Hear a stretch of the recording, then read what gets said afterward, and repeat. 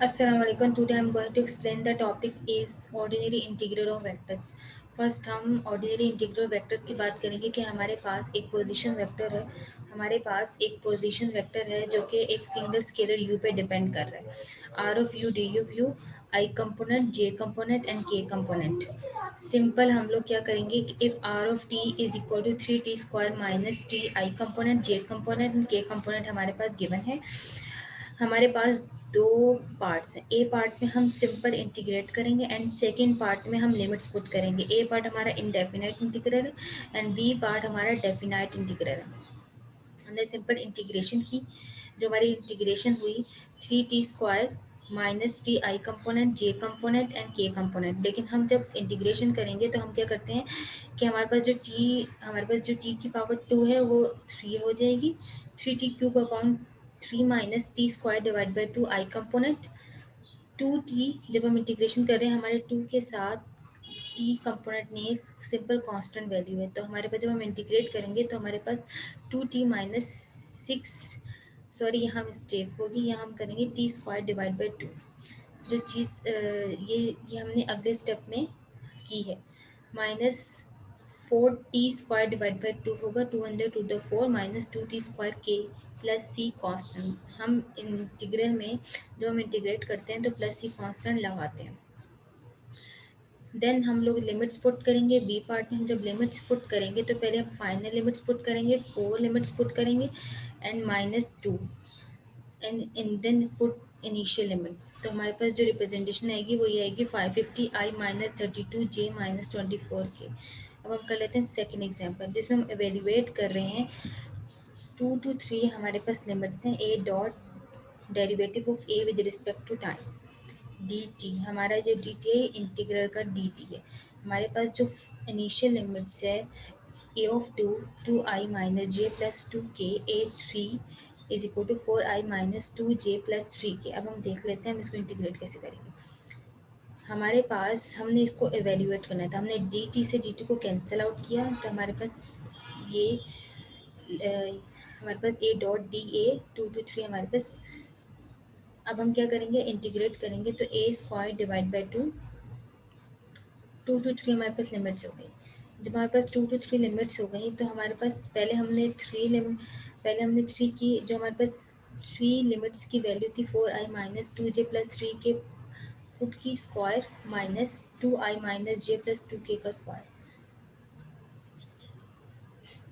ए dot d ए हम ये चीज़ कर चुके थे फर्स्ट स्टेप में। अब हम क्या करेंगे, अब हमारे पास है square A dot A square की इक्वल होता है, तो हमने इन ए डॉट ए का हमने डॉट प्रोडक्ट लिया 4i डॉट 4i। हमारे पास है 16 plus 14 plus 9 minus minus plus plus 3 to the 9 minus 4 2 to the 4 plus 1 plus 4। तो हमारे पास क्या वैल्यू है 1/2 हमारे पास। हम स्टार्ट से हमारे पास जब हमने इंटीग्रेट किया तो 1/2 हमारे पास है 29 माइनस 9 1/2 20 2 × 10 20 इज इक्वल टू 10। हमारे पास जब हम डेफिनेट इंटीग्रल की बात करते हैं तो हमें कोई ना कुछ वैल्यू प्रोवाइड करता है, that is the value is 10। अब हम थर्ड एग्जाम्पल की बात करते हैं जिसमें हम इक्वेशंस को पैरामेट्रिक इक्वेशन के थ्रू सॉल्व करेंगे, जो कि लाइन इंटीग्रल में हम डिफरेंट क्वेश्चन से ये काम हम करेंगे। आज हम हमारी बुक का क्वेश्चन नंबर है 37। अब हम देख लेते हैं कि हम इसको कैसे सॉल्व करेंगे। If a is equal to 2y plus 3 plus x z j plus y z minus x की i component y component i component j component and k component evaluate करने along the curve along the flowing path C। हमारे पास एक curve है जिसको हम evaluate करेंगे।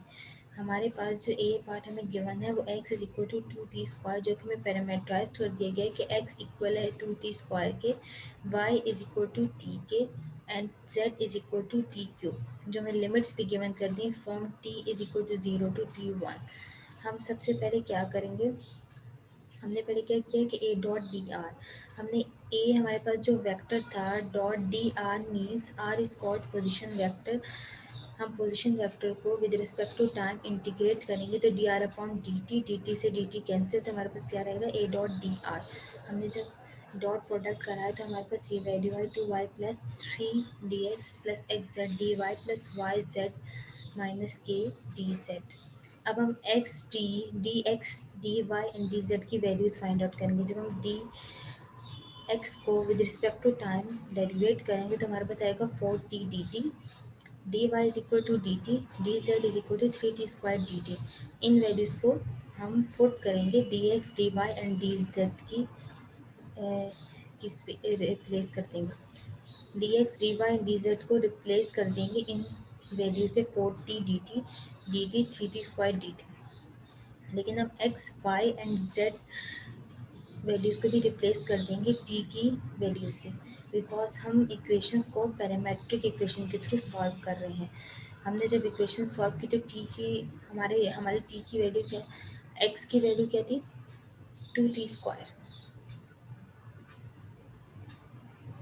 2y means 2y की हम रिप्लेस कर देंगे t प्लस 3, एक्स हमारे पास क्या है 2t² जेड टी क्यूब, तो हमारे पास क्या हो जाएगी 2t5 y z t4 minus 2t², t4 minus 2t² and हमारे पास dx dy एंड dz।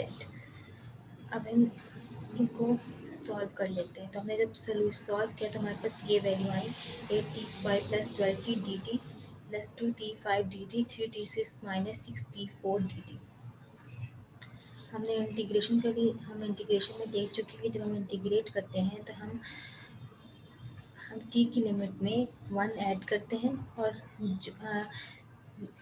मीन्स हम जब t की लिमिट में 1 ऐड करते हैं, अगर हमारी t की लिमिट 3 है तो हमारी ऑटोमेटिक डिविजिबल भी क्या हो जाएगा 3 हो जाएगा। तो हमने जब इंटीग्रेशन किया तो हमारे पास ये वैल्यूज़ आई। अब हम इस पर लिमिट्स पुट करते हैं क्योंकि हमें पता था कि जो t की लिमिट्स है वो 0 to 1 है। तो हम जब लिमिट्स पुट की तो हमारे पास हमने लिमिट्स पहले 1 पुट की। हम ये पहले भी डिस्कस कर चुके हैं कि हम लोग पहले फाइनल लिमिट्स पुट करते हैं and then initial limits. Final limits minus initial limits, हमारे पास वैल्यू कोई वैल्यू गिवन कर दी 288 divide by 35, that is called definite integral. अब हम बात करते हैं स्ट्रेट लाइन की। देखिए अब हमारे पास जब हम स्ट्रेट लाइन की बात करते हैं तो स्ट्रेट लाइन में हमारे पास 4 पार्ट्स हैं 1 2 3 एंड 4। सबसे पहला पार्ट जो हम कंसिडर करेंगे वो एक स्ट्रेट लाइन है, zero x component y component z component तो ओरिजिन से कंटिन्यू हो रहा है 0 to 1। अब हम इसमें ये देखेंगे कि हमारे फर्स्ट पार्ट में चेंज कहाँ रहा है, हमारे जेड कंपोनेंट में चेंज आ रहा है। मीन्स एक्स और वाई तो कांस्टेंट है लेकिन जेड कंपोनेंट 0 to 1 वेरी कर रहा है, तो हम इसमें ये चीज़ देखेंगे। ए डॉट डी आर का कॉन्सेप्ट हम ऑलरेडी डिस्कस कर चुके हैं। तो हमारे पास जब हम ए डॉट डी आर करेंगे तो हमारे पास ये वैल्यू आती है। तो हमारे पास चेंज किस में आ रहा है 1 to 0 मीन्स जेड में चेंज आ रहा है। X 0 constant, y constant. जब हमारी एक्स 0 है वाई भी 0 है तो ऑटोमेटिक हमारे d x and d y भी 0 होगा, सॉरी यहाँ d y is equal to 0 होगा।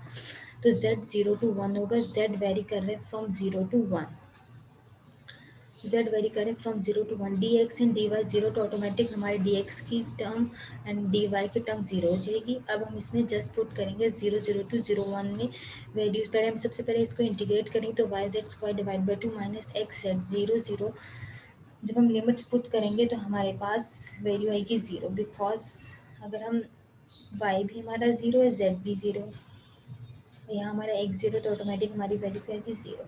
अब हम सेकंड पार्ट की बात करेंगे। सेकंड पार्ट हमारे पास कहाँ से कहाँ तक जाएगा 0 to 1 to 0 1 1। इसमें हम पहले देख लेते हैं कि इसमें क्या चेंज आ रहा है। इसमें ये चेंज आ रहा है, इसमें चेंज कहाँ आ रहा है एक्स कंपोनेंट। हम इन दो पार्ट्स की बात कर रहे हैं 0 to 1 0 1 1 means x component const है, वाई कंपोनेंट में चेंज आ रहा है 0 to 1 एंड जेड कंपोनेंट हमारा कांस्टेंट है। हम ये देख लेते हैं।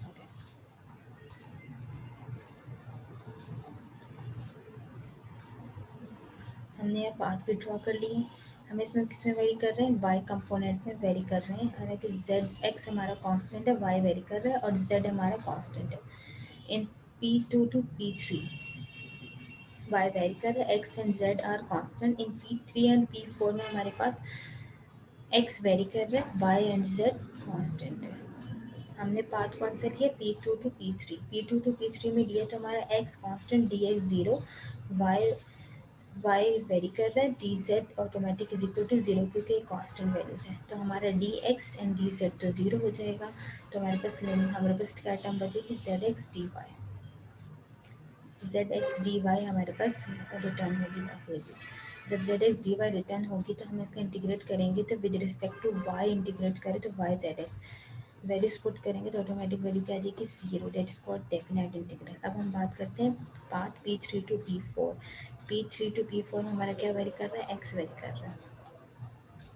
जब x वेरी कर रहा है तो x कंपोनेंट 0, x2 वेरी कर रहा है, x वेरी कर रहा है, और y और dy एंड dz 0 हो जाएगा क्योंकि y component and z component constant values है। तो dx हमारा 0 हो जाएगा, सॉरी dx हमारा वेरी करेगा, और dy एंड dz 0 हो जाएगा। तो हमारे पास dx की टर्म को इंटीग्रेट करेंगे विद रिस्पेक्ट टू x, तो हमारे पास क्या आएगा, विद रिस्पेक्ट टू x जब हम इंटीग्रेट करेंगे तो 2x y plus 3x integrate किया। तो हमने पहले x की इनिशियल लिमिट्स पुट की, 2x 2 sorry final limits put करेंगे तो 2 y हमारे पास 1 है तो 4 प्लस 6 इज इक्वल टू 10। और इनिशियल जो हमारी इनिशियल लिमिट्स है x 0 है तो ऑटोमेटिक दोनों वैल्यूज में 0 है, सॉरी x है तो इट मीन हमारी वैल्यू 0 हो जाएगी। अब हम सी पार्ट की बात करते हैं, लेकिन सी पार्ट में हमारा थोड़ा डिफरेंट पार्ट है। द स्ट्रेट लाइन ज्वाइन कर रहा है दो पॉइंट से, मीन्स दो पाथ हैं, 0 0 टू 2 1 1। लेकिन हम इसमें ये देख लेंगे कोई भी कांस्टेंट नहीं है, चेंज एक्स में भी आ रहा है, वाई में भी आ रहा है, और जेड में भी आ रहा है। जब तीनों वैल्यूज में चेंज आ रहा है तो हम equation of line and slope की बात करेंगे। पहले जो हमारा स्लोप होता है वो किसके इक्वल होता है, y2 minus y1 and x2 minus x1। लेकिन जब हम लाइन किसी भी एक लाइन के स्लोप की बात करते हैं तो हमारी इक्वेशन क्या होती है, y minus y one x minus x one. M हमारे पास कब है, y2 minus y one x two minus x. हमने वैल्यूज पुट की तो हमारे पास पहले ये दो टर्म्स आती हैं। जब ये दो टर्म्स इसके इक्वल है तो ऑटोमेटिक हमने लिख दिया कि z minus z one, z2 minus z one. ये एक टेक्निक है कि जब भी हमारे पास x y z वेरी करेंगे तो हम ये इक्वेशन पुट करेंगे और हम लोग इसको पैरामीटराइज कर देंगे। x minus x one means हमारे पास x हमारे पास एक वेरिएबल है, x1 हमारे पास क्या है, 0, और x2 minus x one 2 minus 0 तो हमारे पास 2 आ गया। y हमारे पास क्या है, y है माइनस वाई वन, हमारे पास 0 है, y2 हमारे पास 1 माइनस 0 तो 1 आ गया। z minus z one 0, z2 minus z one 1 minus 0, z upon 1 आएगा। तो x is equal to t, y is equal to t and z is equal to t। अब हम x is equal to t, d x is equal to 2 d t d y and d z find out कर लिया। अब इसमें देखते हैं कि limits कैसे फाइंड आउट करेंगे कि टी की लिमिट्स क्या होंगी। पहले हमने क्या किया कि x की लिमिट्स हमने इनिशियल जो पॉइंट है 0 0 पुट किया तो हमारे पास t की वैल्यूज क्या है, 0। जब हमने 2 1 1 पुट किया तो हमारे पास t की वैल्यूज क्या है, 1 आई। तो इट्स मीन हमारी जो लिमिट्स है वो t 0 टू 1। हमने x component and y component and z components को रिप्लेस किया बाय t से, and dx dy dz components को रिप्लेस किया बाय 2 dt dt dt से। देन इंटीग्रेशन अप्लाई की, जब इंटीग्रेशन अप्लाई की तो हमारे पास ये वैल्यू आई। हमने लिमिट्स पुट की तो हमारे पास एक वैल्यू आई 8। हमने 4 पार्ट्स को डिस्कस किया तो हमारे पास एक लिमिट्स आई 8। हम इसको बोलते हैं along the path, along the curve C, different paths. अब हम बात करते हैं एक अलग क्वेश्चन की जिसमें हम एवेल्यूएट करेंगे F dot d r along the curve in the x y plane.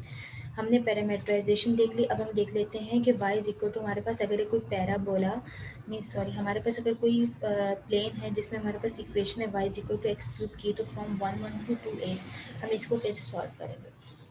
हमारे पास z 0 है क्योंकि हम प्लेन की बात कर रहे हैं तो डी जेड ऑटोमेटिक 0 हो जाएगा। y is equal to x cube d y d x square d x, d x d y is replace by 3x square d x square d x के equal हो जाएगा and y is equal to x square है तो y automatic replace by x cube के equal हो जाएगा। हमने सारी वैल्यूज़ को रिप्लेस किया एंड देन अप्लाई किया लिमिट्स, तो हमारे पास जब हमने लिमिट्स अप्लाई की तो हमारे पास एक आंसर आ गया 35। आज हमने डिफरेंट क्वेश्चंस को सॉल्व किए, पैरामेट्रिक इक्वेशंस के थ्रू भी सॉल्व किया और एक इक्वेशंस मतलब अगर हमारे पास कोई इक्वेशन गिवन हो तो हम उसको किस तरह सॉल्व करते हैं, एफ डॉट दिया। Okay, thank you.